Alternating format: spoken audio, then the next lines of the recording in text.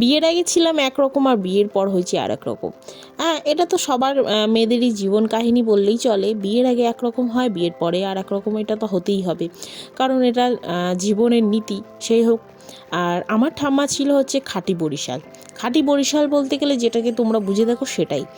খাঁটি বরিশাল বলতে গেলে তাদের রান্না থেকে শুরু করে তাদের কিন্তু ডালটা হচ্ছে সবচেয়ে ফেমাস ছিল। আমার ঠাম্মা থেকে কিছু রান্না শিখি জানি না, কিন্তু আমার শাশুড়ি মার কাছ থেকে অনেকখানি রান্না কিন্তু আমি শিখে ফেলেছি। এই যে দেখুন, আলু বেগুন দিয়ে পাতলা করে মাছের ঝোল যদি করা হয়, এক থালা ভাত কিন্তু নিমিষেই খাওয়া যায়। এই যে মাছগুলো কুটে বেছে রান্না করাটায় প্রায় কিন্তু আমার শাশুড়ি মায়ের কাছ থেকেই শিখেছি। হ্যাঁ, আমার ঠাম্মার কথা এবার বলি চলুন। বরিশাল বলতে গেলে হচ্ছে বরিশালে তাদের একদম বসবাস ছিল বললেই চলে, তাই বলে তাদেরকে বরিশাল বলেই জানে। আমি এটুকু জানি, এর বেশি আমি হয়তো বলতে পারবো না। কিন্তু আমার ঠাম্মার হাতের রান্না ছিল দারুণ।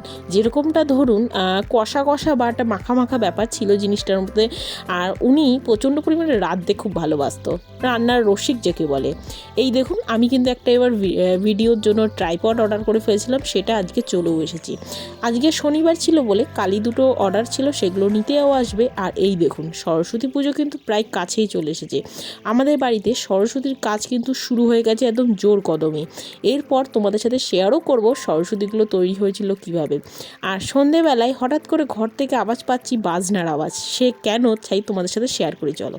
এই দেখো, ঠাকুর নিতে এসেছে তাই বাজনা নিয়ে এসেছিলো। একটা ঠাকুর নিয়ে যায়, আর একটা আবার ঠাকুর নিতে আসে, সেরাও আবার বাজনা নিয়ে এসেছিলো।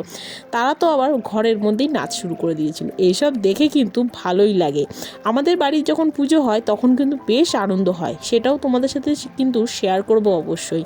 আশা করছি তোমরা ভালো থেকো, সুস্থ থেকো। আবার অন্য ভিডিও ফিরে আসবো।